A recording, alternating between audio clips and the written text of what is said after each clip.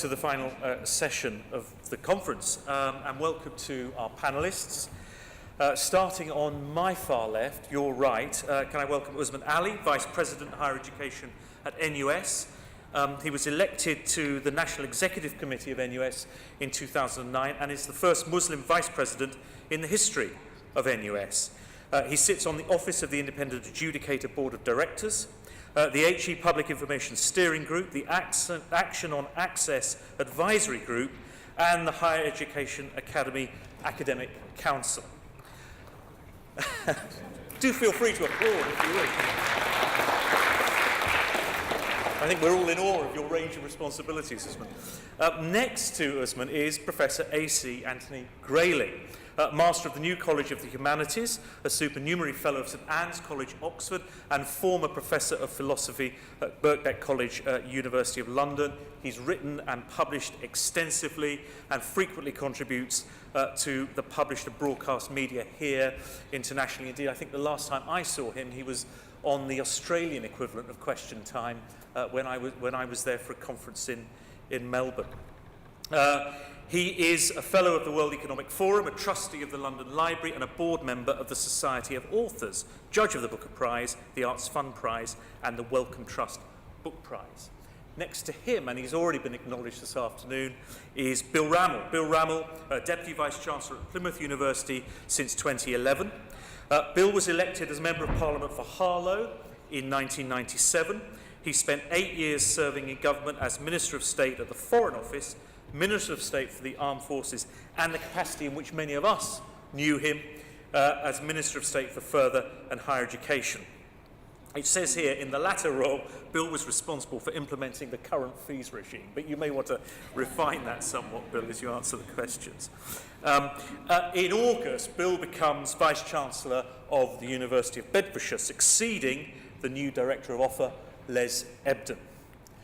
In the middle, we have Dr. Crichton Lang, trained and practiced as a veterinary surgeon before returning to the University of Edinburgh to study for a doctorate, moved to the University of Bristol, then to the University of St Andrews as a teaching and research fellow, eventually becoming Pro-Dean for undergraduate affairs in the Faculty of Science. He joined the University of the Highlands and Islands as academic registrar and was appointed Vice Principal in 2009. Next to Crichton is Professor Joy Carter, Vice-Chancellor at the University of Winchester. Joy is a Fellow of the Geological Society, a Chartered Geologist. She's published extensively. She is a member of the Quality Assurance System in HE Group, catchy title. Those of us who also serve on it know and love it as QAA. And she also serves on HEFGI's Leadership, Governance and Management Strategic Advisory Committee. And then last but by no means least, Fiona Macmillan, OBE. Career in education began in secondary schools in London and Dorset, and then she moved into further education, where she's had a 25-year career teaching and managing in a wide variety of institutions. Her current position is Principal of Bridgewater College in Somerset, a college designated as outstanding by Ofsted, and she's been a principal there since 1994. She's a great supporter of the FE sector, and in that context, we should note that she is also President of the Association of Colleges. Could you welcome the panel, please?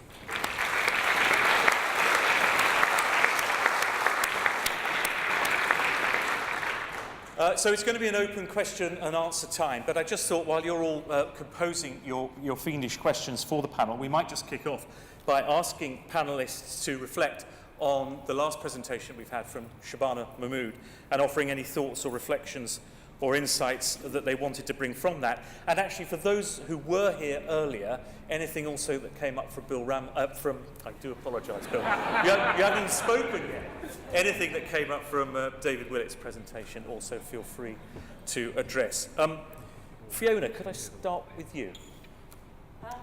Well, I think there were lots of interesting things that emerged. I think one of the things that I think was reassuring for somebody from the college sector is the fact that both David Willett and Shabana clearly see colleges as having an important role to play in the higher education world. as indeed so do colleges, I have to say.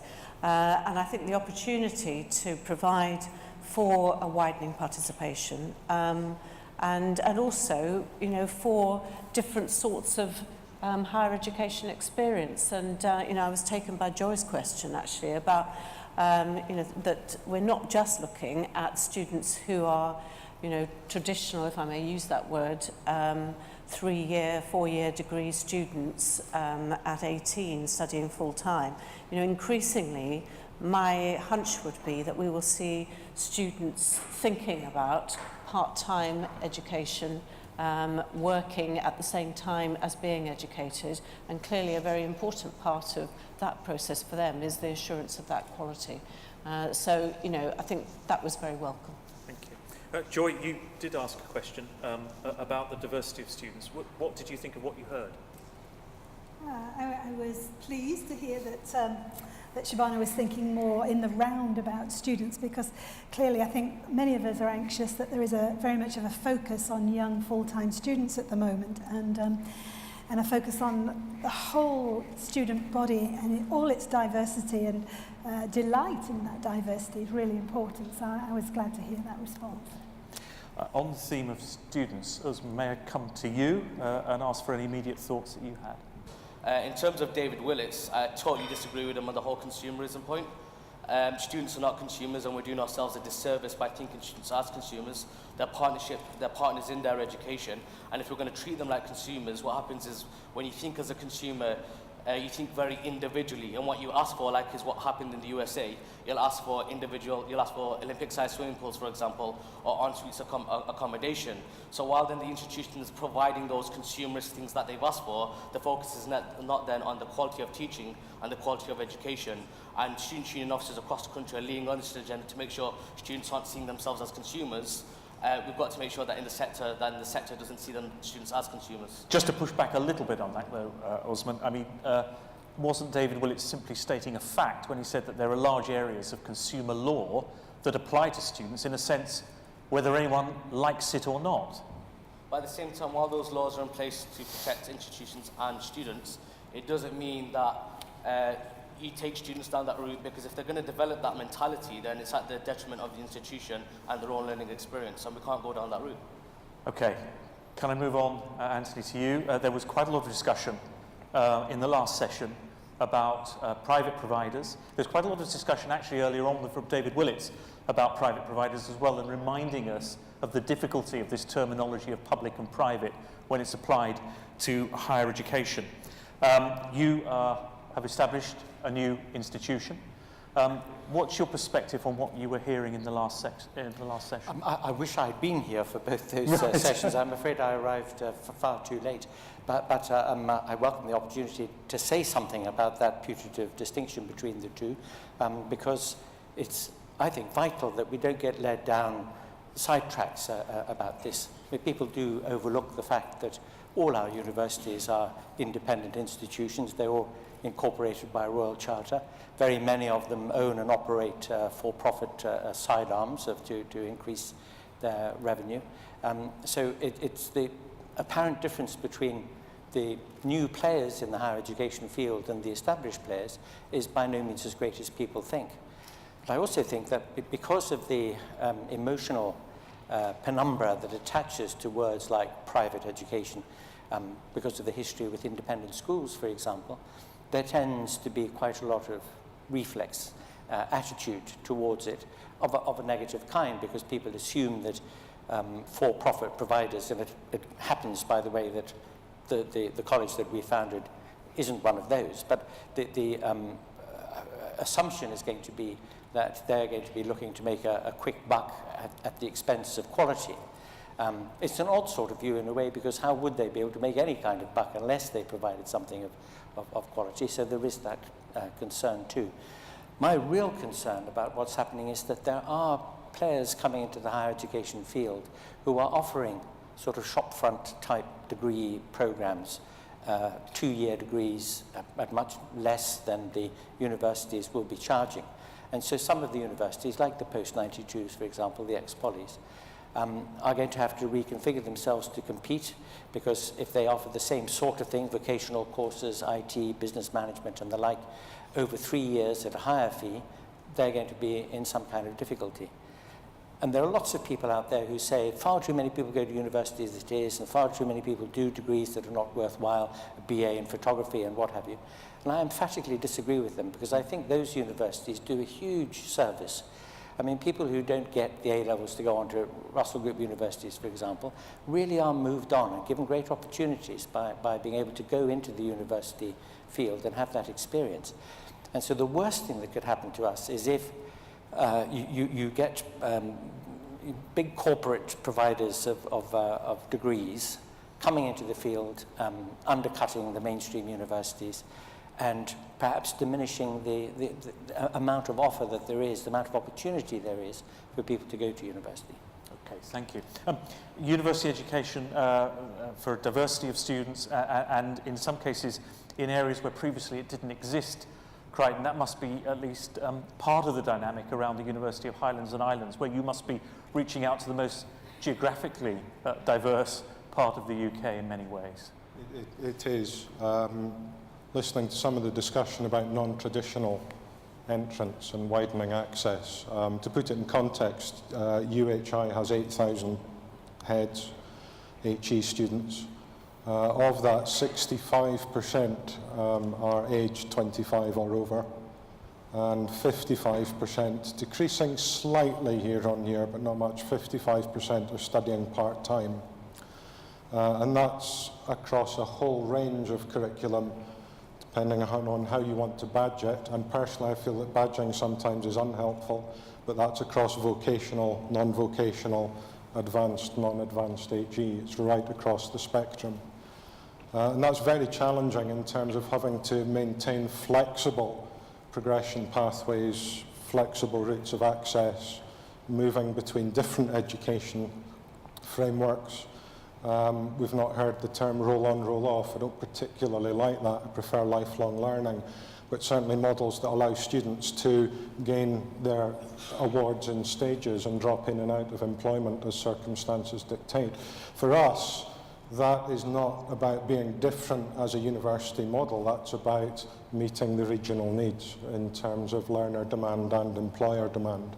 It needs us to really challenge convention in terms of how the education is structured and delivered. Thank you. Bill, John Gill suggested that you'd be keeping a close eye on what Shabana Mahmood was saying to us. Were you? I was listening very intently, and I thought Shabana was very good, and I'm not just saying that out of loyalty. But two things she said struck me particularly. One was the commitment from a future Labour government to cut fees to £6,000, which on the face of it I welcome, not because I oppose fees. Indeed, I ushered in the current system. But I've always been in favour of co-financing of higher education, and my reservation about the current proposals is it is effectively privatisation. However, I think Shabana and the Labour Party need to give clarity on the 1.1 billion coming from the Treasury to make good that cutting funding, because, you know, having worked with my colleagues in the Treasury in the past, I'd want to see that set down in tablets of stone so that that funding wasn't removed over time. The second point, which I wholly agree with her on, is the need for legislation. Having taken two pieces of legislation through the House during my time as FE and HE Minister, when you face particularly pre-legislative scrutiny, and when you face an untimetabled period of time on the floor of the House in committee, or indeed in committee, you get at the detail of what is being proposed in a way that no amount of other fora or means of implementation will provide. So if we are genuinely to have a level playing field, I say let's have that HE bill much sooner rather than later. So another call for the bill. Okay, thank you very much. Thank you for the responses and for the comments. You've covered a lot of ground already. And what I'm going to do, as you would expect me, I think, at QAA's annual conferences, as we move into questions, I'm going to ask if we can particularly focus on the quality assurance aspects of the kind of wide-ranging areas of higher education that we've been touching on. Same routine as before, microphones will find you, and please ask your questions. And if when asking them, you could also just say who you are and where you're from. And I saw a first hand up, I think, in the front row here.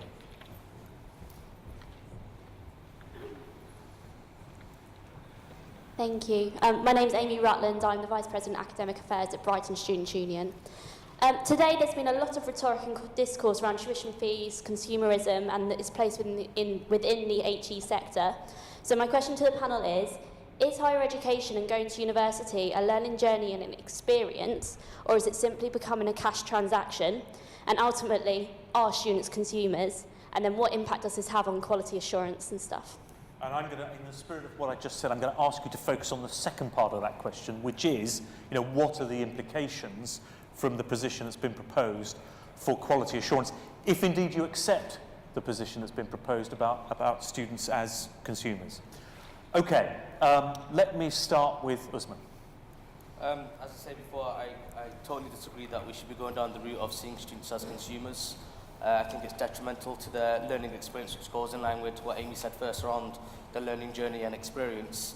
The point she made in terms of fees, I actually disagree with Bill on the point of £6,000 fees, because it still has the same psychological barriers that puts off students into entering into higher education. £6,000 or £9,000, by putting that upfront fee on your education, it creates that psychological barrier actually to start thinking about going to university, and a fairer process that needs to be implemented to actually help students think about going to university and not actually put them off.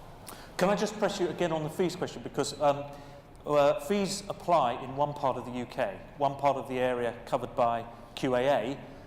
They apply in different ways in other parts and not at all in other parts. And I just wondered, Usman, what your thoughts were. Is everything now to be shaped by whether or not there is a fee, how high that fee is, or are there quality assurance issues that go beyond, for students, the question of whether or not they're paying a tuition fee? Well, I've always been I've never been a fan of free education on the basis that I've never seen a model where free education goes in line with widening access. And from my point of view, if there's less funding when it comes to free education, it's not going to go in line with more students from widening participation backgrounds actually entering into higher education. What we need is something similar to what the NUS came out, which was the graduate tax model, which isn't about the sticker price on your education, but having a fairer process in place so it's linked to the financial earnings that you make once you leave university, that is then put back into higher education. And the Lord Daring report, which came out, because Bill spoke about the burden in terms of fees not just being on the state but on the individual who benefits from higher education, which I agree with, but within the Lord Daring report, it was the beneficiaries are businesses, the individual themselves and the state, and the fees in that sense should be split across all three of them because they're all beneficiaries of the higher education, but in a much fairer way. Okay, I'm going to ask any member of the panel to jump in. Joy, yeah. Do you think that empowering students drives quality? I mean, I don't think anybody would disagree with that here today. But there's something else that drives quality that I don't hear much said about. And that is satisfied, engaged, and cheerful staff. That feeds directly into the student experience and directly enhances quality. And so, if students are seen as consumers and we focus on that, then academics feel a bit beaten up, or can do. And it's not just academics, it's people in support services as well. My own academics say, we feel threatened by the NSS, we're anxious about it, whereas as partners and co-producers, it's a very different environment. And I think it's the second of those two that really drives quality. Okay, and Fiona. I think I sort of understand the reluctance to describe students as consumers, but I think that there's no getting away from the fact if people are paying, then in a way they become consumers. And I think what we have to look at is how you make that as positive a thing as you possibly can. And I think one of the things that is really important in terms of understanding what you are consuming, for want of a better word, is what are the benefits that you're going to gain from actually doing this higher education course. And I think it's really important for, as part of a quality assurance system, for there to be a focus on what happens to those students who have degrees. How clear are we that if you say to a student, actually this is going to benefit you financially in the longer term, or it's going to give you all sorts of other hidden benefits. We need to be very clear about that, because actually, if students pay a lot of money to do a course, they need to know that actually they are going to get the benefits from that, especially when you put it in the context of not only are students in the future going to be paying for their higher education, but if you're a mature student, you're actually going to be paying for your further education. Those access to higher education students will be paying fees for their access courses post 2013, as well as the fees that they'll be paying for their higher education courses. So it's really important that we can say to students, you know, you are going to gain significantly by doing this course in terms of your economic benefits, but also in terms of your broader, you know, personal fulfillment benefits. And we need to be able to say that very clearly. So Fiona, you, for instance, would support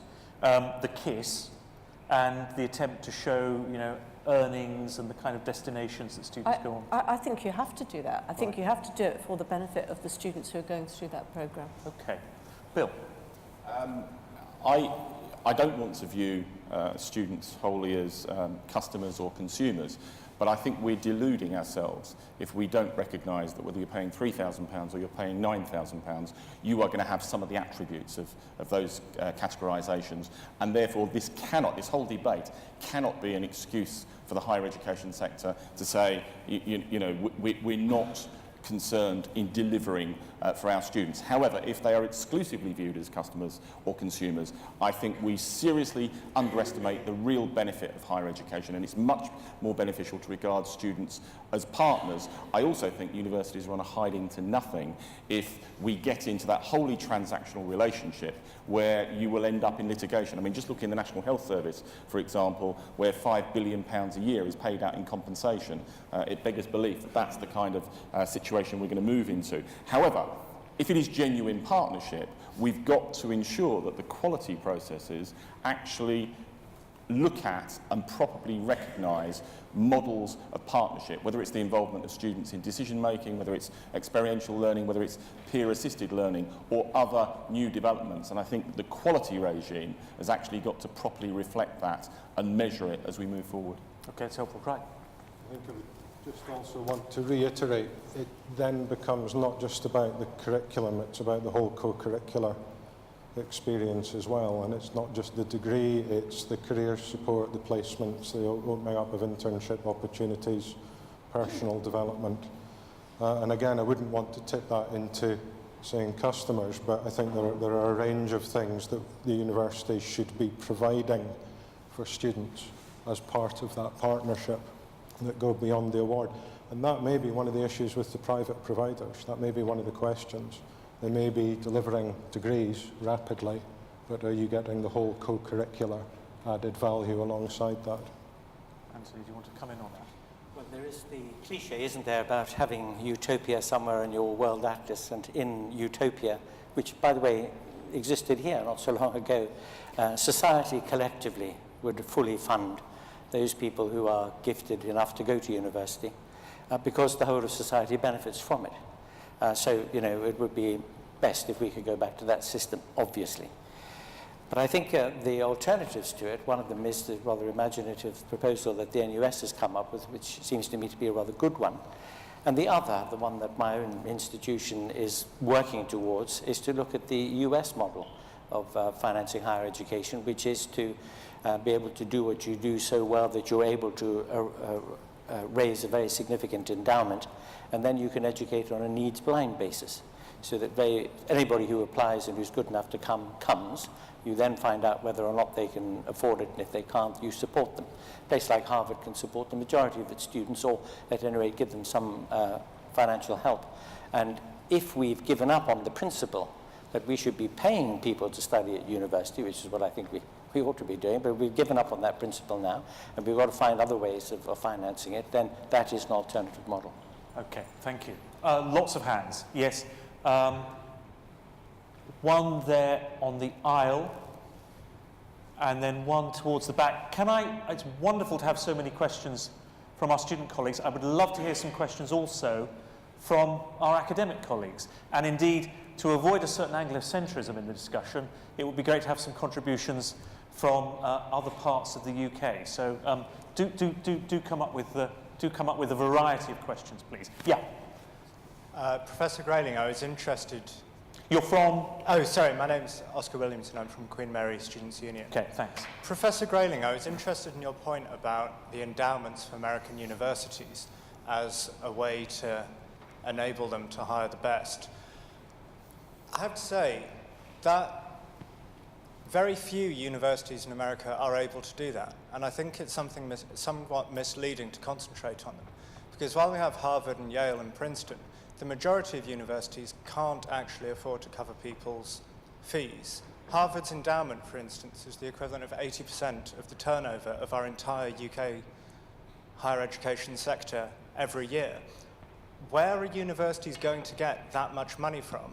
And I suppose my second point is it an effective way of allocating resources in our higher education system to give so much money to so few institutions at the top of their game at the expense of everyone else? And dare I say, what are the implications of that for quality assurance? I'm terribly sorry to have to keep bringing you back to this, but I really would like to hear some questions about quality assurance. The whole question of the future funding of higher education is fascinating, but the questions are, what does it mean for us? Are we going to have to change the way that we do things? Does money relate to quality? Does resourcing relate to quality? Does student expectations of quality change when money is... So if we could try to bring the discussion onto some of those aspects, I'd be terribly grateful. But Anthony? Well, I agree that it is the sort of high-end liberal arts colleges in America and some of the big Ivy League institutions like Harvard and Yale, Princeton, Stanford and so on, who've been able, on the basis of their reputations, to build these endowments and to use them in the way that I've suggested. I know that some of our own institutions here, Oxford and Cambridge are prime examples, are very actively trying to do the same thing because uncertainty about the future and their relationship with public funding, of course, is very much at the forefront of their minds. In our own case, we see this as a possible way forward because we're a very small institution, and if a very small institution was able to really prove its mettle, it would have an opportunity from its own alumni and from people who are interested in supporting such a thing to build an endowment with that purpose in view. It may even be possible, it's not unimaginable, that it might be possible to support everybody who studies at the institution out of an endowment. It's something worth working towards. It can't be the only model, I agree with you. I do think it's tremendously important that a mature, civilized, advanced society like our own should be allocating our resources collectively to providing really excellent university education. So alternatives and other kinds of providers can only really be on the margins, but there's no inconsistency between them. Thank you. I'm going to take a question from Dan Derrick, QAA board member, and then a Vice-Chancellor in the back row there, please. We're hearing lots about the notion of partnership, and the new chapter on student engagement in the Quality Code really puts that firmly in front of institutions to do something about. Anthony talked this morning about QAA's commitment to review that chapter in 2 or 3 years' time. So it's clear the expectations on a partnership with students are going to become even greater on institutions. So my question to the panel is, what will a partnership with students look like in 2020? Brilliant, thank you, Dan. And I'll take a question from the back, and then we'll attempt to answer both of them. Mike. Mike Scott, I'm the Vice-Chancellor of Glyndŵr University in Wales. Could I just ask whether on a regional or a national level we should try and involve our employers more greatly in the quality assurance process? Great, thank you. So first of all, a question about student engagement. The new chapter on student engagement in the Quality Code will be reviewed in 2 years' time to see if it's stretching enough. And I guess the implication is that there are going to be institutions at lots of different places on this journey. Some will be way ahead and thinking it needs to be more demanding. Others will be saying, wait a minute, let's consolidate what we've got. How demanding, Fiona, should we be in terms of student engagement? Well, I mean, I think students are actually quite demanding, quite rightly, and also often very discerning. And I think drawing students into the quality sort of system is obviously not something new, but I think actually engaging them in the process of quality reviews and bringing them onto the panels and so on, maybe that's slightly kind of like newer, but my sense is that students do need to be very much part of the discussion process, but I think it's something that should be there not just at particular points, not the points of review. I think it should be part and parcel of the culture of the organisation, really, to be talking with students and engaging with students and inviting their comments, because by and large, certainly in my experience as a principal of a college, is that students do tend to ask the right things, and they do understand where where something is good and where something is less good, and their responses are generally quite searching, I think. So I would welcome that, and I would hope that we will continue to sort of look at ways in which students can be engaged. Joy, will Winchester be in the vanguard? Oh, absolutely right. I think the question was, what will partnership with students look like in the future? And my answer would be very different, not just at Winchester, but elsewhere as well. I very much enjoyed a fringe meeting at lunchtime that I attended with the students. And there's some fantastic ideas there, and very different from things we've done in the past. I mean, ideas like teaching and learning days, where it's not just academic staff, it's 50% students. Ideas where students lead drama on what constitutes the disastrous lecture, things like that. I mean, there's some really good ideas out there, and we need to make a step change. We need to make a step change in this, and I think we're up for it. Okay, Usman, we've done some work recently, QAA and NUS, in terms of trying to find out how students can be involved in the context of quality assurance, in developing partnership and in developing engagement. Any lessons emerging from that? Oh yeah, definitely. In terms of students feeding back, I think it was only about 55% of students which said that they felt they were asked to be engaged as part of the quality assurance processes. But it was up to, I think, 75% which actually said that they wanted to be engaged but weren't being engaged in the core-curriculum design and actually engaged in the quality processes. So that shows that the willingness is there from students to be involved and want to be involved, but it's not happening at a regular level. So I'd say in 2020, what I'd like to see as standard practice is students being involved in the shaping of the curriculum a lot more. If you look at the Race for Equality report within NUS, a lot of students say they drop out, especially from BME backgrounds, drop out of university because they can't connect with the content of the course. So the example I always give is when I was younger, I studied sciences. Absolutely hated it. I couldn't do it to save my life. But if I knew back then there was a guy called Ibn al-Haytham who invented how the eye works, and at the back of his research, as one of the founders of science, we now have the camera, I probably would have connected with that course a lot more and felt connected with that course. So I like to see on the back of that research as well, students not just tokenistically part of designing the curriculum, but actually embedded in those changes are made. And hopefully in the future, it's not just vice chancellors meeting with institutional presidents, but meeting with the exec as a whole to actually look at the shaping of the curriculum.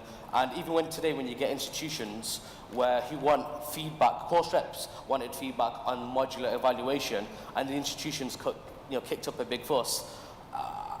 Hopefully that kind of stuff won't happen in the future, and that will be actually encouraged a lot more. So course reps, not just student unions, can make those changes at a local level as well. Okay.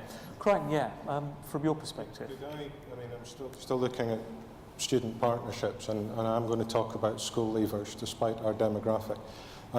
It's another bit of regional context. There's a new framework for education going through primary and secondary schools in Scotland called Curriculum for Excellence, which is based around 4 confidences. But broadly, it's an experiment, but it's one that the Scottish Government is fully behind.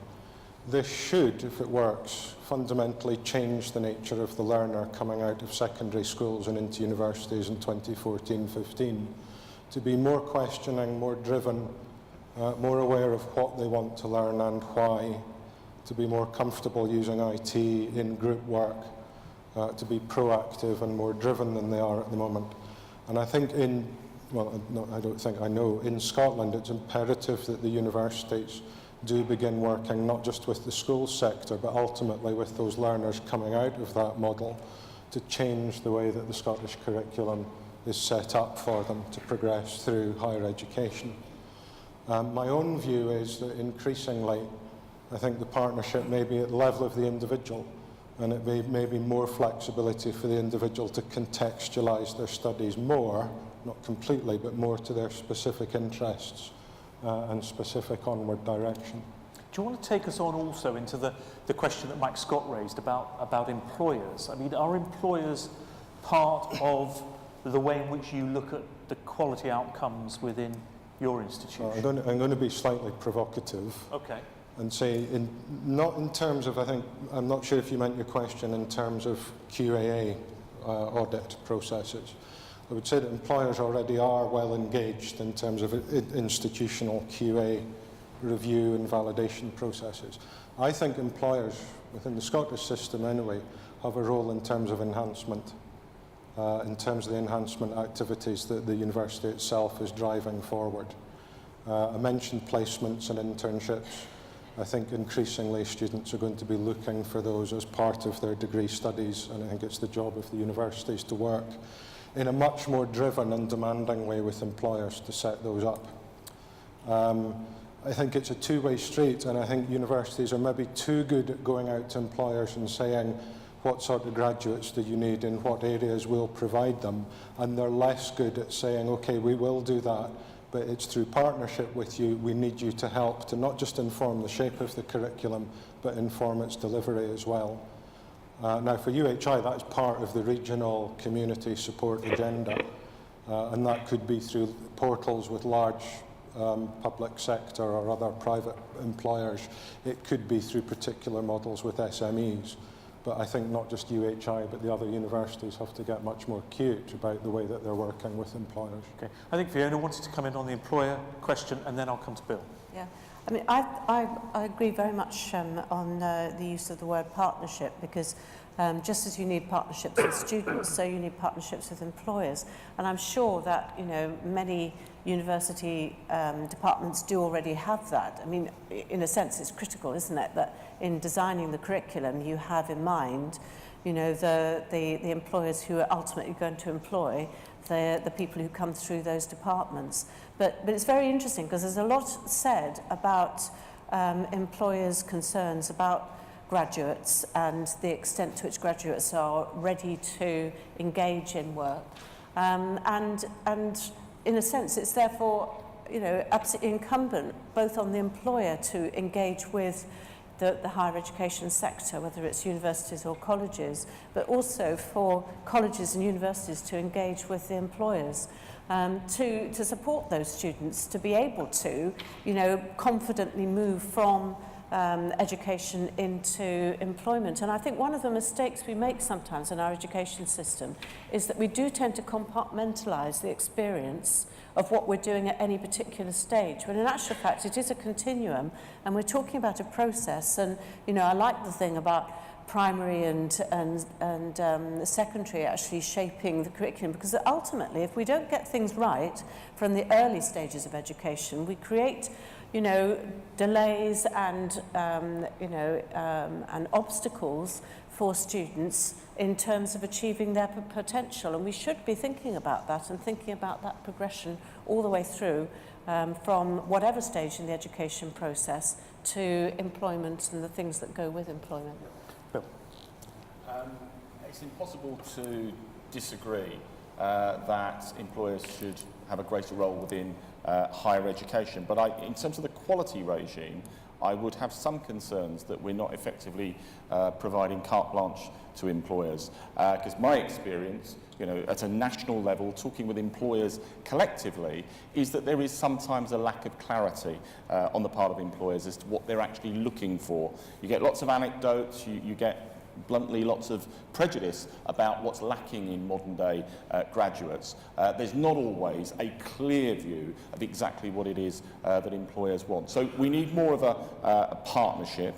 We need a much stronger relationship with employers in terms of providing some of the things that really can develop employability skills, like placements, work experience, internship. And crucially, and I come back to what Ali said, we desperately need a co-financing model where employers are actually prepared to come to the table and make a greater financial contribution towards the product that they're actually looking for. Thanks, Anthony. Of course, all with the idea that employers should have a big say because they have a big stake in the outcome of what universities provide.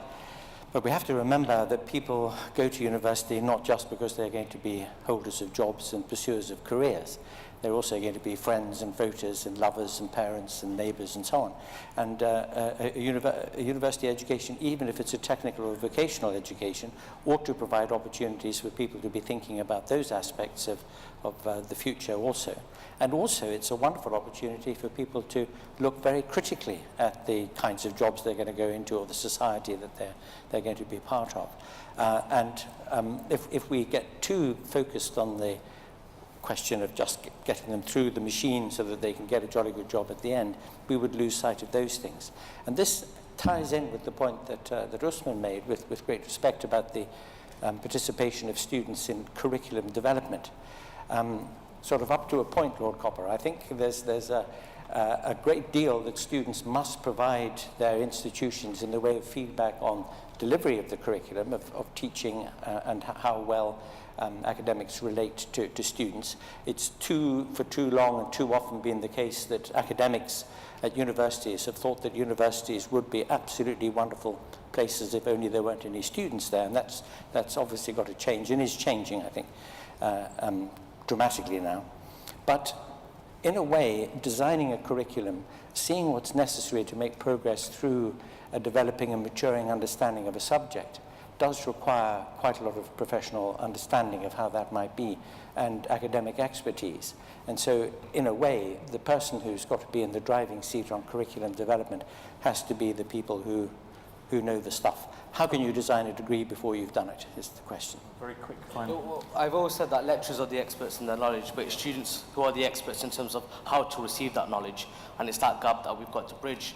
But I'm not sure that an X factor for academics necessarily equates to £18,000 in terms of price tags, in terms of going to a private provider. And you talked about cultural and social capital, which I think is a great thing about going to university and learning from the people around you. But I don't understand how that works when you've got only people who can afford £18,000 to go to a certain institution, and you're only going to have the same people around you. So how will you develop that cultural and social capital, which I call education outside the classroom, which places like Manchester Met, University of Salford, my old university, provided, and I learned a lot more from the people outside the classroom than I did inside the classroom, and that's what's led me to where I am today. But I don't understand how you're getting lecturers in which probably just turn up once every year, and the report that we had in terms of the NUS and the QAA research which came out actually showed that students want a more personalised approach. And what you sell quite a lot is lecturers like Darwin coming in, Cunningham. We'll have to wind, because we're very short on time. I want one final rapid question and 6 very, very rapid responses. Yes, sir. Do you want the microphone? No, well, do take the microphone. I think we'd all prefer that. I'm Don Guttenplan from the International Herald Tribune, and I have a question for you as well as for the panel, as many as feel competent to answer, which is, if we're moving towards a level playing field between public and private providers, should the QAA regime, in order to avoid the sort of problems we've had in the US with private, for-profit providers, place more of an emphasis than it does on retention and graduation rates? Very simple, short question. Very simple, short question. I think that the level playing field and the bringing in of a much, much wider range of providers, we've begun to get some very serious experience of this during the past year with our work under our educational oversight regime for UKBA, does mean that it is causing us to reflect upon the way in which what is looked at, what is examined during institutional review may need to expand. And I would relate what you just said back to the point I made this morning, which is looking at the consequences of students ceasing to engage with institutions, either because of non-completion or because of institutional failure. Fiona. I would say yes. I think retention and graduation is absolutely critical. But I would then say, if you're going to do that, then we have to go back to really good impartial advice and guidance, because otherwise students are going to end up in the wrong places sometimes. Joy? I agree. I think retention is incredibly important, but I would add that when the QAA looks more closely at this, then it must be related to the oven readiness of the students in judging institutional quality. Okay, great. Yes, if you can recognise roll-on, roll-off patterns of study and interim exit awards where they are valid and of value within that model. Great. Bill? Absolutely, we need a much stronger focus, particularly on retention rates, whether the institution is predominantly seen historically as public or private. And I say that because if you look at the research, people who have a partial experience of higher education, in terms of outcomes, that's actually worse than not having even gone to university in the first place. So it is not good enough, whether you're a private institution, a public institution, just to get somebody through the door. Okay, Anthony? I second all that. Great. Usman? Yeah, without a shadow of a doubt, I think it's come to the stage where it's not just about getting students through the door, but making sure that the correct support mechanisms are in place to ensure that they complete their learning experience as well. But what I'd also say, it can't be at the expense of the institutions which are providing people from widening participation backgrounds that opportunity to an education. It should be as a measure to actually help them complete the degree and make sure the support mechanisms are in place. Great.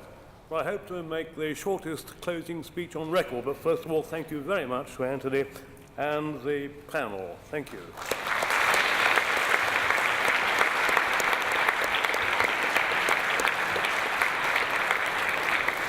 It has been an enormously stimulating day. I can make no attempt whatsoever to try and summarise it. I would like to thank our sponsors, Times Higher, all the speakers and chairs throughout the day, Richard Jarman and the public engagement team who have managed to make the day go so smoothly. Thank you very much. And most of all to you, the audience, for your participation and for your coming. Will you please fill in your evaluation forms? No one will be allowed to leave without handing in the form. Refreshments next door. Have a safe journey home. Thank you.